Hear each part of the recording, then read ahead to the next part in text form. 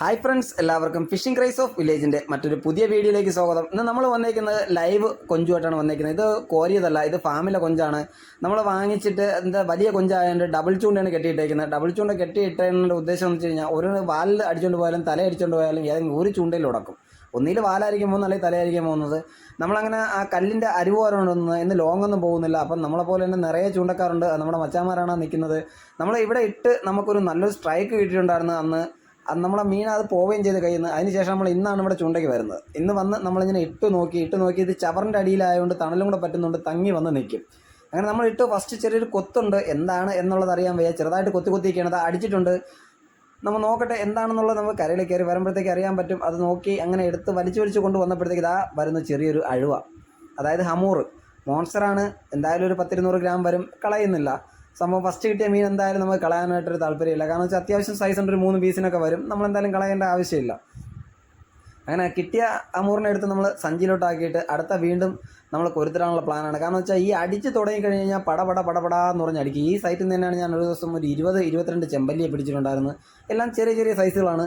അങ്ങനെ നമ്മൾ അടുത്ത കൊഞ്ചിനെ എടുത്ത് ആ കൊഞ്ചിനെ കൊരുക്കുന്നത്, ഇത് നമ്മുടെ ബിഗിനേഴ്സിന് വേണ്ടിയിട്ട് മാത്രമാണ് കൊഞ്ചിനെ കൊരുക്കുന്നത്. ജസ്റ്റ് അതിൻ്റെ ആ തലയിൽ അവിടുത്തെ ആ ചെകളയിൽ കയറ്റി ഒരു ചെറിയൊരു കൊരുപ്പ്, അതിൻ്റെ മുകളിലൊരു കൊമ്പുണ്ട്, ആ കൊമ്പിലൊന്ന് ഉടക്കി വെക്കുക.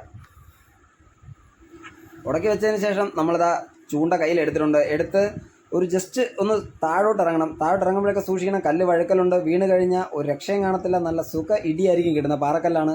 നമ്മളങ്ങനെ കൊരുത്തിട്ട് എറിഞ്ഞിട്ടിട്ടുണ്ട്. ഏറ്റമായതുകൊണ്ട് നമ്മൾ ആദ്യം എറിയുന്ന ആളുടെ ചൂണ്ട നമ്മുടെ ക്രോസ് വരാൻ സാധ്യതയുണ്ട്. അപ്പോൾ ക്രോസ് വരുമ്പോഴത്തേക്ക് നമ്മൾ അങ്ങോട്ടും ഇങ്ങോട്ടും മാറി നിന്ന് ചൂണ്ട ജസ്റ്റ് അങ്ങോട്ടും ഇങ്ങോട്ടും ചേഞ്ച് ചെയ്താൽ മാത്രം മതിയാവും. ഇത് നമ്മളങ്ങനെ കയറി എന്നിട്ട് നമുക്ക് വീഡിയോ എടുക്കാനുള്ള ടൈം കിട്ടിയിട്ടില്ല. ഇതാ ഒരു ഏരി അടിച്ച് കയറിയിട്ടുണ്ട്. ഏരി എന്ന് പറഞ്ഞാൽ ഏകദേശം നല്ല സൈസുള്ള ഒരു നല്ല പെടല് സാധനമാണ് കിട്ടിയിരിക്കുന്നത്. അത് ഏകദേശം 1 കിലോയ്ക്ക് എന്തായാലും അകത്ത് വരും.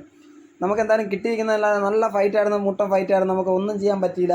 അപ്പോഴത്തേക്ക് അവിടെ മഴ വന്നുകൊണ്ടാണ് നമുക്ക് വീഡിയോ എടുക്കാൻ പറ്റാറുന്നത്. പിന്നെ മഴയെങ്കിൽ മഴ, നമുക്കൊരു വീഡിയോ കിട്ടി അത്ര നല്ലതെന്നുള്ള രീതിക്ക് നമ്മൾ അതിനെ എടുത്ത് കരയെ കയറ്റുന്ന ഒരു വീഡിയോ മാത്രമേ നമുക്ക് കിട്ടിയിട്ടുള്ളൂ. ഇതാണ് സാധനം.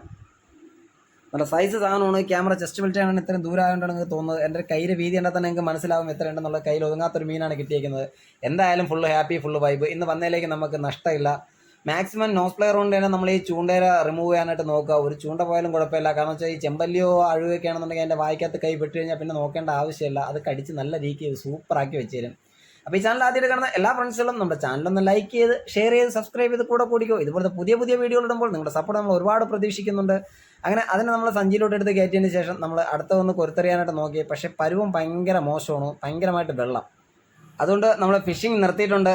നമുക്ക് എന്തായാലും ഇനി പോവാം. മഴ വന്നും പോയി നിൽക്കുകയാണ്. അപ്പോൾ മറ്റൊരു വീഡിയോയുമായി കാണുന്നത് വരയ്ക്കും ബൈ ഗൈസ്, സീ യു.